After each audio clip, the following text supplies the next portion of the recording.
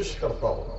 کئی لوگوں سے ایسا ہوا, کہا السلام علیکم ورحمۃ اللہ وبرکاتہ, سامنے سے فوراً کہا حضرت آپ نے میرے سے حق چھین لیا. ہم نے حق چھیننے کی بات نہیں ہے, جو بڑھ کر اٹھا لیں پہلے مینا اسی کا ہے. آپ پہلے سلام کر دیتے وہ قبول ہو جاتا. تو کوشش ہونی چاہیے کہ پہلے ہم سلام کریں. یہ کہ ہم انتظار میں رہیں گے کہ سامنے والا ہمیں سلام کرے اور ہم سب صرف سلام کا جواب دیں, تو یہ بہتر نہیں ہے. تو حقیقت یہ ہے کہ اس اسٹیج پر آ کر بھی جو ہم نہیں ہیں من آنم کے من دانم, ہم یہ ہیں, زمین ہے, آسمان ہے, یہ ہیں, وہ ہیں, اور لیکن ایک بندہ ہی خود کو بہتر جانتا ہے کہ وہ کیا ہے. ہم سب بندے عاصی ہیں, بندے گناہگار ہیں. القابات میں بھی, تعریف و توصیف میں بھی ہمیں کنٹرول کرنا چاہیے. اتنی ہی تعریف کریں جو کہ ہضم ہو سکے, جو جھوٹ کے زمرے میں نہ آ جائے. ایک بندہ حال یہ ہوتا ہے مکتب میں پڑھاتا ہے, اس کو شیخ الحدیث لوگ کہتے ہیں, فاض جمع معقول و منقول صاحب تشریف لا رہے ہیں, اور مکتب میں صاحب کو پڑھاتے ہیں, وہ جو ہے نہ معقول سمجھتے ہیں نہ منقول سمجھتے ہیں. کیا ہے تو یہ سب کیا ہے, یہ ایک طریقے سے جھوٹ ہے. یہ اپنے نفس کو دھوکہ دینا ہے. ہم سب یہاں اس لیے بیٹھے ہوئے ہیں کہ اپنے آپ, اپنے نفس کو ہم کنٹرول کریں اور اپنے آپ کو, اپنے نسلوں کو ہم بچائیں.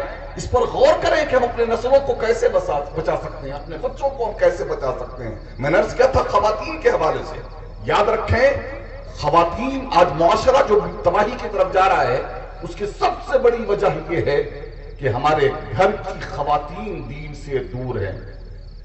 تاریخ یہ بتاتی ہے کہ جہاں صحابہ کرام اور اہل بیت اطہار نے اسلام کے لیے قربانیاں دی اور اسلام کی تعمیر و ترقی کے لیے آگے آئے, وہیں ان کی گھر کی خواتین بھی اس سلسلے میں آگے رہی.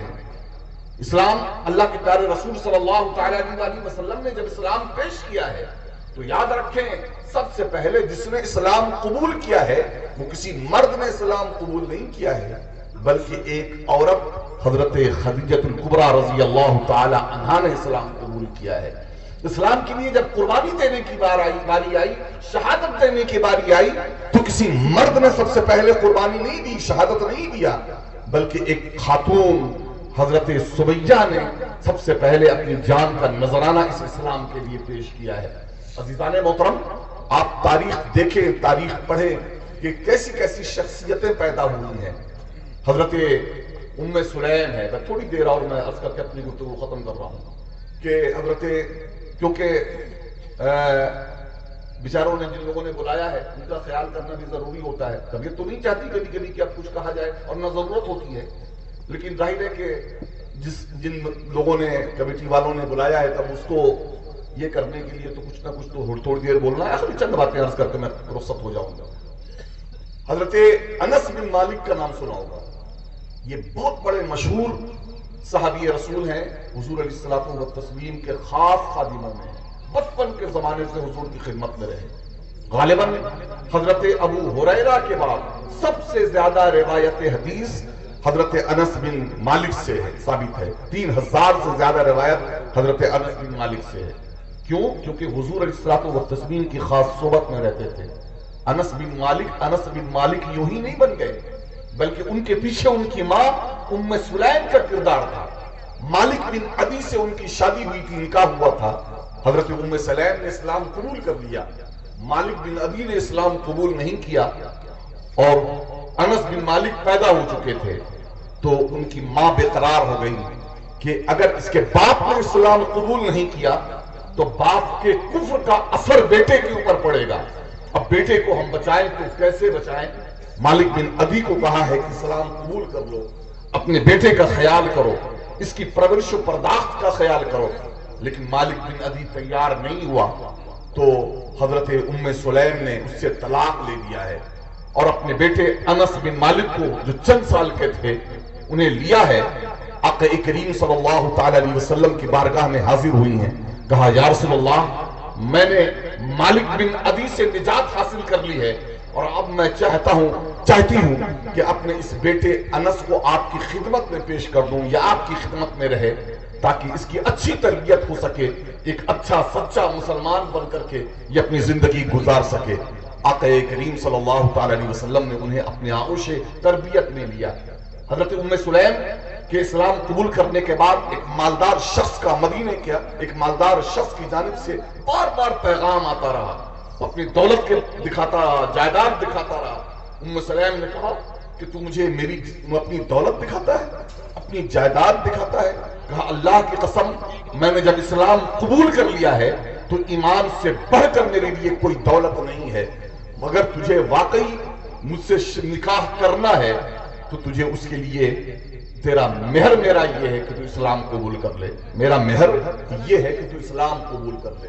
حضرت ام سلیم حسین و جمیل خاتون تھیں، آخر اس شخص کو مجبور ہو کر اسلام قبول کرنا پڑا ہے، تو پتہ چلا کہ ام سلیم کے جذبہ ایمانی کی بنیاد پر سامنے والے بندے نے اسلام قبول کیا اور دامن اسلام میں وہ آیا۔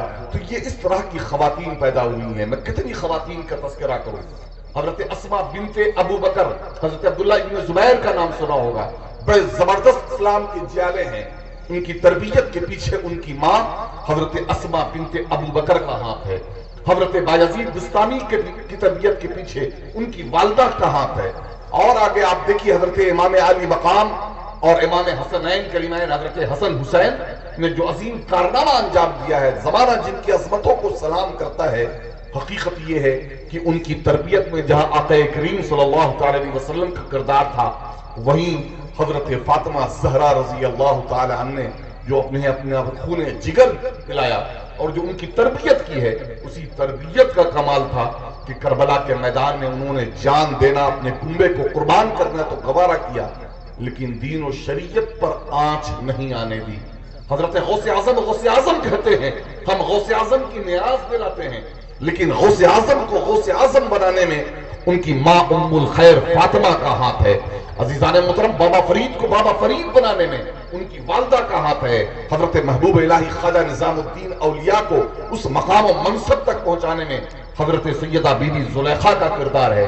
الغرض، میں ان خواتین کا ایک بڑا کردار ہے اسلام کی تعمیر و ترقی میں، اس لیے ضرورت اس بات کی ہے کہ گھر کی عورتوں تک اسلام پہنچایا جائے، دین پہنچایا جائے۔